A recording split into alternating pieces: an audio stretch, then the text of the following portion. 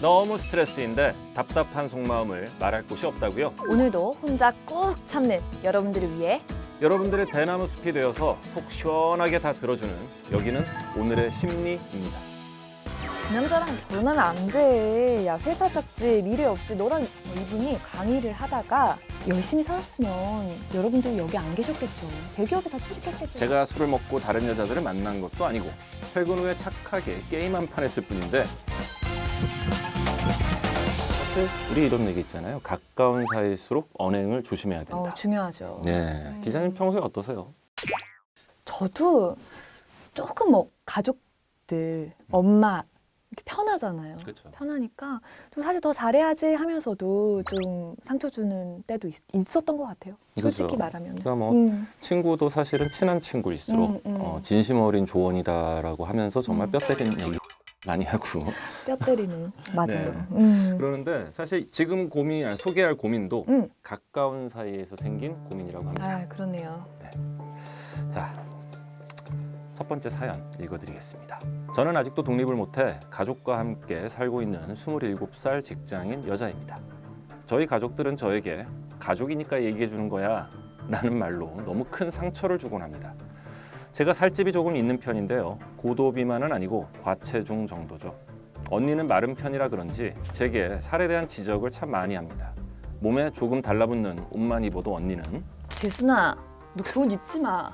왜 너무 뚱뚱해 보이는 거 아니니? 이게 진짜 언니가 생각해줘서 해준다? 밤에 치킨을 시켜도 가족이 다 같이 먹고 있어도 유독 저한테만 재순아, 내가 가족이니까 하는 얘긴데 너가 그러니까 살이 찌는 거야. 식습관이 그러니까 살이 찌는 거라고. 아주 입맛 뚝 떨어지게 합니다. 언니만 그런 거라면 대들기라도 할 텐데 문제는 부모님도 그렇다는 거예요.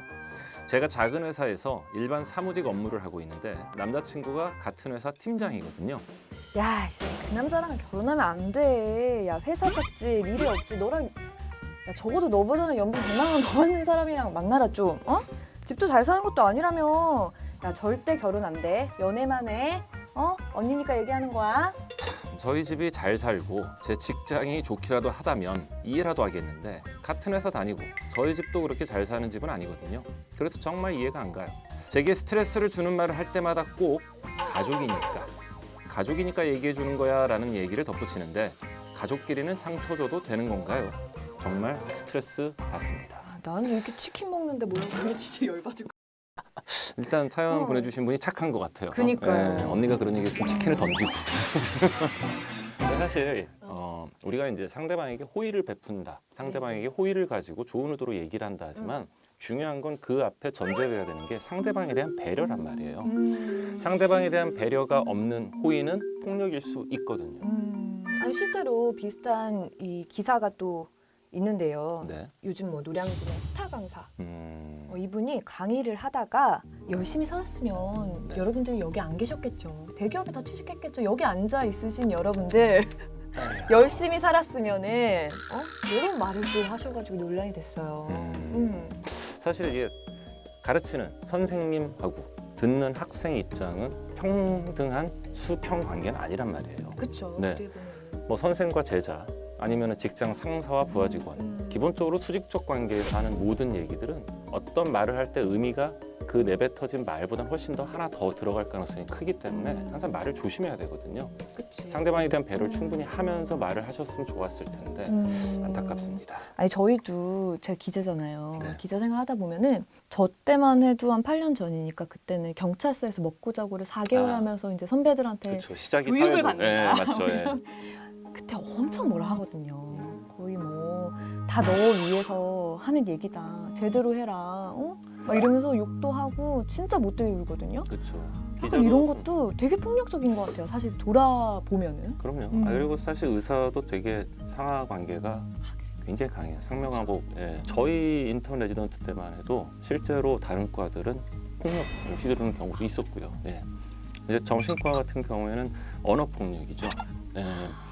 일을 잘 못하거나 아니면은 일을 빵꾸를 내거나 뭐 그러면은 차라리 한 대 때리고 말면 좋겠는데 네, 거기다 대고 너가 이런 행동을 한 이유는 무의식적으로 봤을 때 너의 안에서 누구를 어떻게 생각하 와 진짜 싫다. 너무 싫죠. 너무 싫을 것 같아요. 하지만 제가 잘 생각해보니까 제 아랫 연차들도 저를 똑같이 생각하지 않았을까.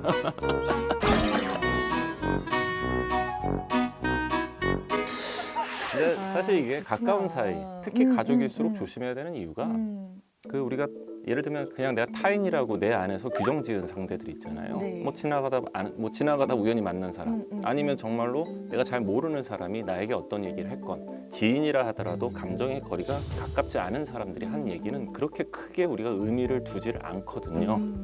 보통 근데- 그리고 남한테 우리가 더 친절해요. 아, 그럼요. 가까운 사람보다. 근데 가까운 사람이 똑같은 얘기를 했다면 그냥 타인이 했을 때보다는 훨씬 더 우리가 감정의 거리가 가까운 상태에서 듣기 때문에 그 말에 대해서 어마어마한 무게를 둬버립니다.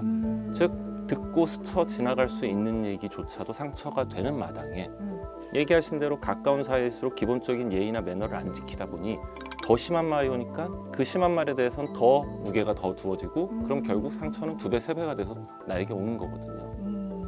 가족일수록 가까운 사이일수록 반드시 지켜야 되는 기본적인 예의는 존재한다라고 생각을 합니다. 진짜 명쾌하네요. 근데 그럼 이 사연의 이분, 네. 이 문제를 해결하려면은 뭐 대화를 해야 되나요? 아니면은 이게 대화에서 또 문제가 생긴 또 이런 케이스잖아요. 이 경우에는 좀 독립을 해야 되나? 떨어져 사실- 있는 게 좋을까요? 일단 이제 음. 순서대로 생각을 해봐야 되는데 첫째는 언니가 날 위해서 하는 얘기 그리고 부모님이 날 위해서 하는 얘기라 하더라도 나는 엄연히 상처받고 있다. 나는 그걸로 인해서 마음이 많이 힘들다는 표현을 명확하게 해야 됩니다. 아, 본인의 의사 표현을 아, 명확하게 그럼요. 해야 된다. 그랬을 때 몰랐다 미안하다라고 나가면 다행인 거고요. 그게 아니라 너는 그런 거 가지고 뭐 상처를 받니? 그래, 우리는 내가 너 다 좋으라고 생각- 했는데 응? 이렇게 대화가 얘기하면 이 정도로 어떡해. 통하지 않을 때는 당연히 독립을 해야죠. 오히려 그냥 떨어져 있는 게. 사실 이제 상담을 받으러 오시는 분들 중에서 종종 있어요. 상담을 받으러 오시는 분들이 힘들어하는 상대가 절대 남이 아니에요. 그렇죠. 상당수는 가족입니다. 부모 혹은 배우자 혹은 자식들이거든요. 근데 저는 그런 얘기를 합니다. 내가 이렇게 힘들고 상처받는다는 얘기를 상대방에게 명백하게 표현을 하고 그럼에도 불구하고 상대방이 변할 가능성이 없거나 변화되지 않는 모습을 계속 보일 때는 가족이라고 꼭 보고 살 필요는 없다라고 얘기를 합니다.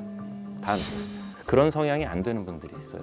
가족이라고 어떻게 부모님을 안 봐요? 어떻게 네네. 그런 죄책감 사실은 저는 필요 없는 죄책감이라고 생각하는데 그런 죄책감을 감당할 수 있다면 가족이라고 안 보고 사는 것도 괜찮은 방법 중 하나라고 생각해요.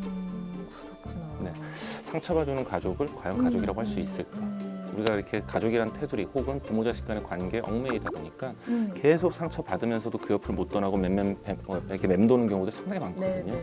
그러지 않는 것이 오히려 본인을 지키는 길이라고 생각합니다.